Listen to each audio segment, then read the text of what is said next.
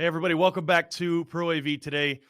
As an AV community, really our job is to empower connections and connectivity, both in the physical and digital worlds. And, those worlds intersect in a really unique spot. And typically we like to call that experiential AV, right? If you've been to a place like the Illuminarium in Vegas, and they're kind of all over the globe at this point, or, you talk about a real-time hologram talking to you from across the globe, where we're able to really create experiences that otherwise we may not be able to through the technology, right? It's such an interesting time that we live in because it's technology is allowing us to do a lot of different things. And one thing that really stands out to me, and I always got a kick out of it, is I was at Infocom and had a chance to interact with Howie Mandel, and it was very unexpected, but it was really cool. He was actually projected in via a hologram. And if you aren't someone who is a fan of that technology, I encourage you to metaphorically change the channel, because we've got the founder and CEO of the company who made that happen. We've got David Nussbaum, founder and CEO of Proto. David, thanks so much for coming on the show. Thanks for having me on your show. Look, I I love the product, but I've got to start with this question. And it seems almost goofy, but I would make a significant bet that you are the only person whose product in the AV community has been featured on TMZ. David, you got to tell us what that was like. The same week I was featured on TMZ, I was also in Bloomberg and Wall Street Journal. I mean, it's really wild. This is a very unique type of a technology company that kind of spans from business to entertainment and can be seen on TikTok as well as MSNBC. It's kind of wild. But yeah, I think this is not the first time I was on TMZ. We first time at Proto, I think, was when we beamed Diddy to his son's birthday party a couple of years ago. Unable to sing happy birthday to his son in person, we beamed Sean Combs from Miami to Malibu so he could sing happy birthday via holoportation. He loved it so much that he later invested significantly in the company. And is that the TMZ you're referring to, or maybe was it and Howie, that you got coverage from the show, but now I feel bad that we're just doing like a video chat here. I don't know. I feel like we should like be full body holograms talking to each other, but I don't know. Maybe next time for sure. Yeah, next time. That's we got to build that integration into the show for sure, and I'm sure we'll talk offline about doing just that. But David, it's funny because when you look at the path that a lot of people take in AV, it's everything from, musicians whose careers didn't quite pan out to super fans like me. I got into the industry because of Michael Jackson music videos, which is a little weird, but kind of cool. There's so many different paths that people take into the industry, but I think it's really, really interesting where your roots are, because I think it's actually really helped inform not only broadcasting people over video, but really the way that you guys have developed technology over the years. David, you started in terrestrial radio. Tell us a little bit more about how you got started and how that's impacted really your thought process and your inspiration for where you're at today at Proto. Yeah, I love broadcasting. Always have, ever since I was a kid. I thought I was going to be calling the play-by-play for the New York Mets when I was growing up. Spoiler alert, didn't. However, when I moved to Los Angeles in the late 90s, I did get a gig with some sports radio stations. They didn't put me on the air right away. I was selling airtime, but to hear my voice on the air, I would sell a 60-second commercial, and then I would really just sell them the opening 10, like a pre-roll, a 10-second open, a 10-second close. And then the 40 seconds in the middle, I'd do an interview with a Los Angeles Laker. I was working for the Lakers radio network at the time. So Kobe and Shaq and Luke Walton, and it was really great. So I quickly moved through sports and talk radio, found myself talking on some stations, sometimes wasn't very great at it. I found my life as a podcaster in around 2008. Did almost 300 celebrity interviews from my living room when I was living in Hollywood. I just love broadcasting so much. I actually ended up meeting my wife on episode 9 of my old podcast. And some of my best friends to this day are people who I interviewed. It was like our first meeting. with my now wife and mother of my 3 children. It was our first date, meeting her on my podcast. But now I'm still a broadcaster. I broadcast people via hologram. It's the evolution of communication, and it is a true connection. It's not just chest up like you see me here. It's full body. It's volumetric and it's real time, and it's absolutely wonderful. But it is just the path I took from being this is what happens when you don't hire me to be a broadcaster on your radio station. I have to come up with a whole new idea how to broadcast.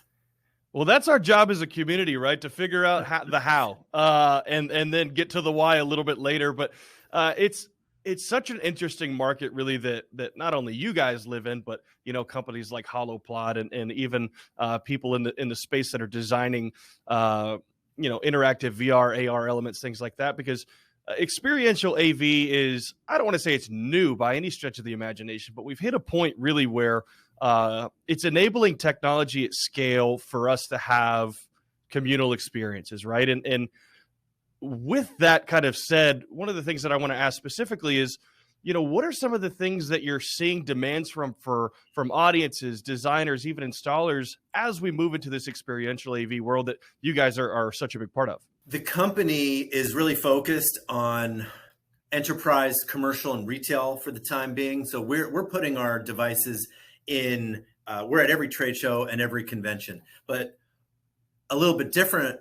We're being hired to be at these places as a kind of a whiz bang, jaw-dropping, awe-inspiring kind of kiosk of holoportation. Really draws crowds in. So we're definitely taking advantage of the fact that when you see one of our projections inside of one of our displays, it really does draw a crowd, and it's a conversation starter. It's also a really great interactive, engaging communication device. But because of stuff like that, our customers are finding us at these conventions, and we're going into banks, into museums, into art galleries and airport terminals. But really, we're being used mostly right now in innovation centers and in conference rooms.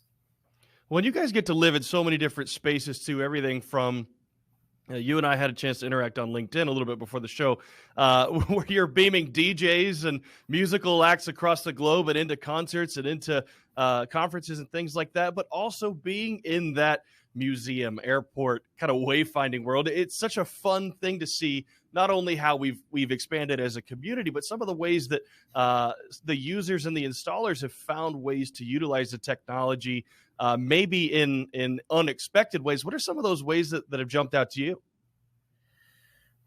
Christie's recently reached out to us. See, we were at Art Basel and we were projecting NFTs.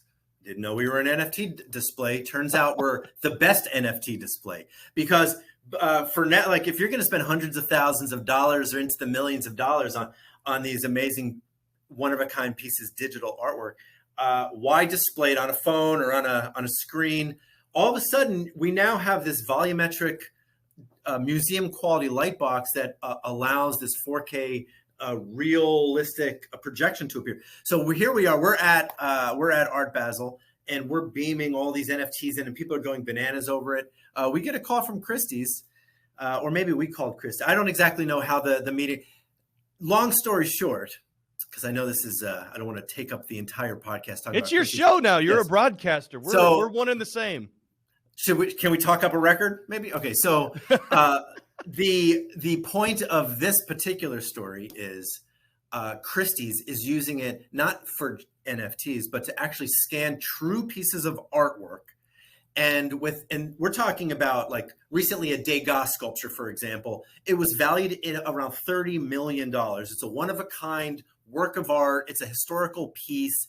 And instead of sending it from auction house to auction house around the world, Hong Kong, New York, San Francisco, Los Angeles, so people can see it with their own eyes and then place their bids on it, all they did, super zero carbon footprint and also no wear and tear. They just, from their own showroom in New York, beamed them to all locations simultaneously. More people saw it, so more people bid on it, and it went for a record-breaking $46.5 million at auction. And so now we see Christie's, we see auction houses, even like Logan Paul, who has this really cool new collectibles company where they fractionalize, like, so you can own a piece of a Pokemon card or something. Even we're working with all kinds of people from historically known like business people to even Logan Paul, who's becoming he's a wrestler, he's a boxer, he's a businessman, he's a YouTuber, So we're getting calls from everybody, and we're doing all kinds of really unique things, not just with people, but with objects. Well, yeah, you're about to take me on a tangent. I don't know that you want me to go down. You talk about Logan Paul, you talk about WWE and things like that, and him being able to really transcend uh, each of those different worlds, right? But one of the challenges of technology like this, whether it's beaming Logan Paul across the globe at one time or whether it's getting Steve Aoki to DJ your party, has been historically scale. And one of the things that really jumped out about Proto specifically is you guys almost were designed to scale, whether it's simultaneous live streaming, whether it's even taking a show on tour or repeating an event or things like that. Talk to me a little bit about how you guys not only have designed for scale, but how you've seen the market demand that scale. Yeah, so after podcasting and broadcasting and before Proto, there was a stretch of years where I was producing digital content in Beverly Hills. We found ourselves the owners of a patent that was used most famously to put Tupac on stage at Coachella. Is the patent for Pepper's Ghost here in North America, and Pepper's Ghost. What is Pepper's Ghost? It is maybe you've seen it at Universal Studios or at Disneyland or maybe at a David Copperfield magic trick. It's a giant stage, and also at with Tupac, and when we digitally resurrect late legends to posthumously perform. I mean, it's a giant sheet of foil or plastic. It's completely see-through. It sits at a 45-degree angle, sort of like a teleprompter. There's projectors on the ceiling and LEDs on the floor, and there's the truss structures over here, and there's curtains over there, and it took, so not scalable, very expensive. Right. Had to turn all the lights off in order to project an image because you're using regular projectors.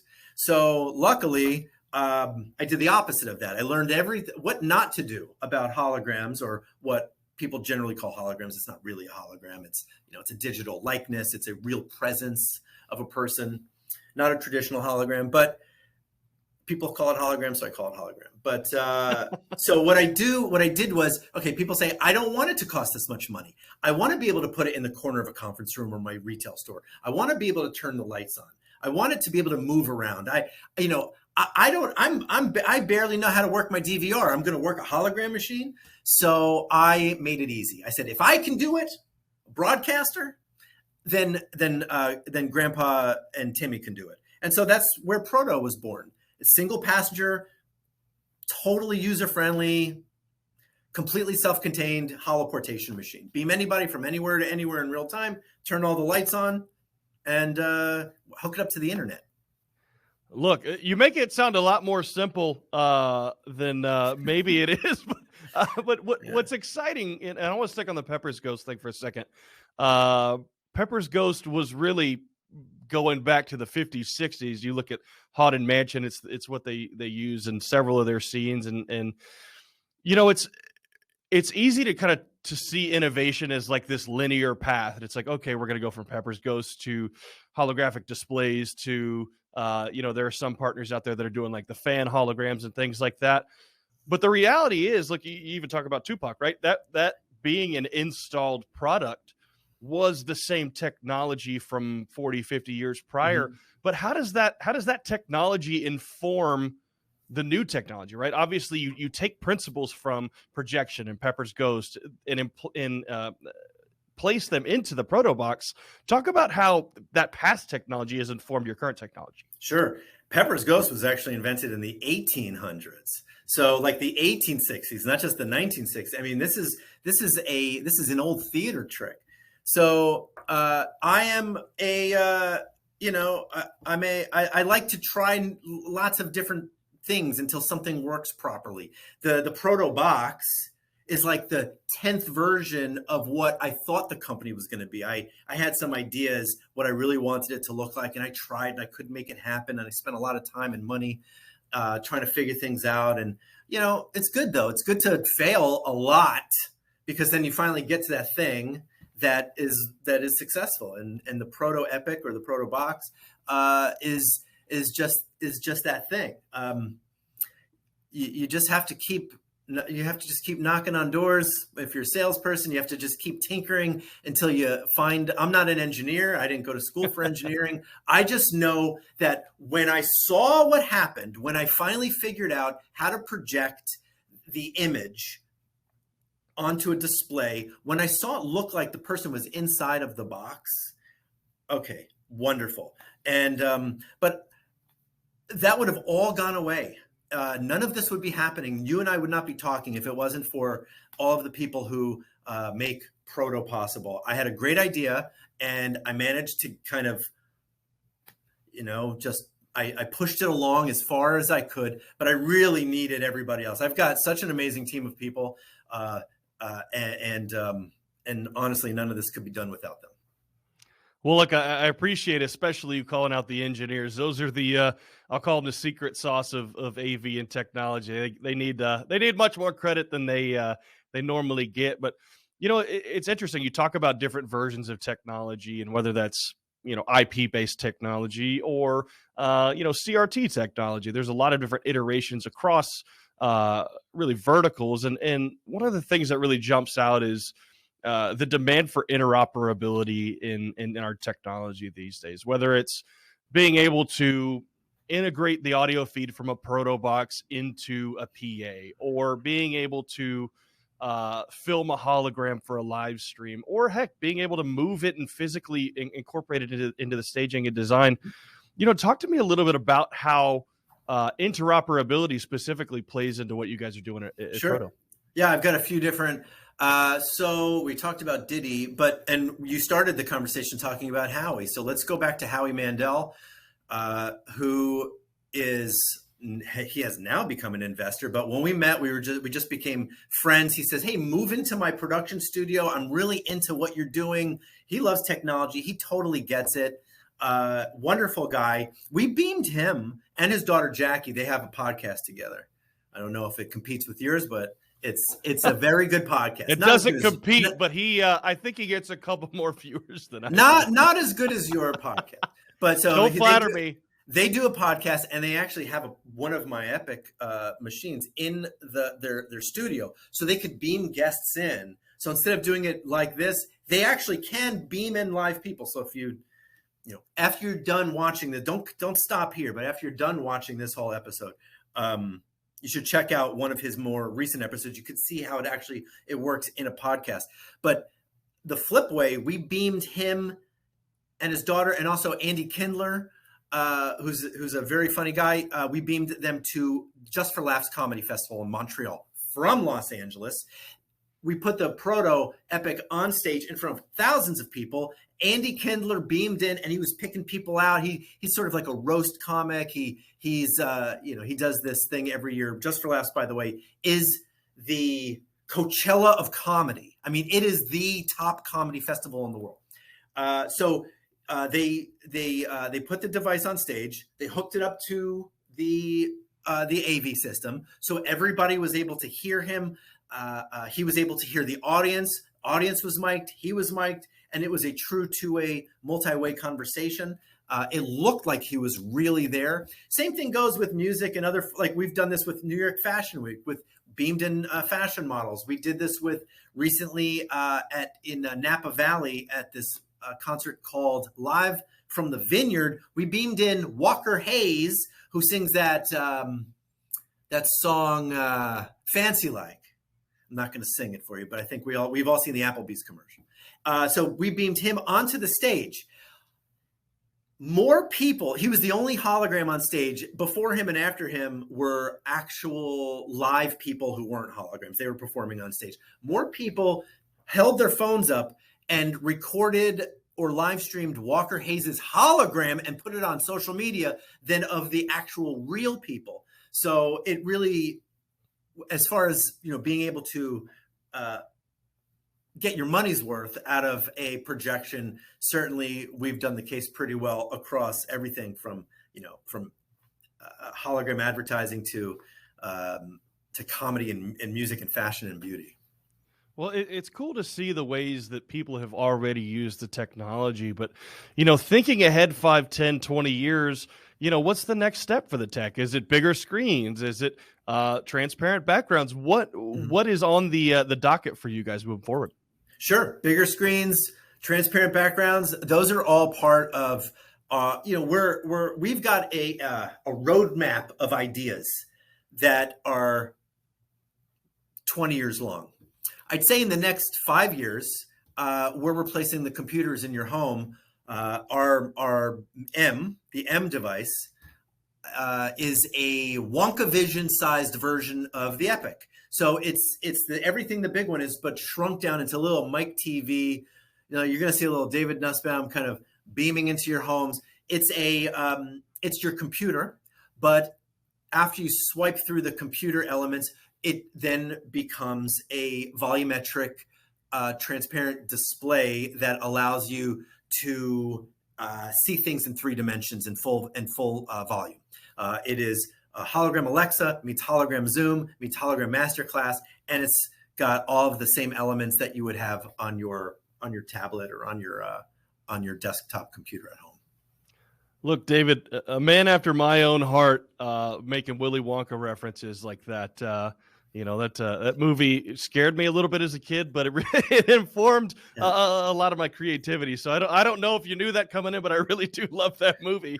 But David, I appreciate you coming on today. Obviously, the technology is always constantly changing, but it's really important to have these conversations and talk about, some of the things and some of the applications that people might not see on the surface. And I appreciate you giving the perspective of Proto. Again, we've been talking with David Nussbaum, founder and CEO of Proto. David, thanks so much for coming on. Have me back. This was fun. I will. The only thing that I'll ask, I'll have you back on, is if you have Steve Aoki find a way to DJ a show here. Maybe Shaq. I don't know. Shaq's DJing these days, so we'll see. We'll see. I don't know if I could squeeze Shaq into one of our devices. I will have to go bigger for Shaq, though, for sure. Well, thank you again, David, and thank you guys so much for watching. Be sure to tune in next time.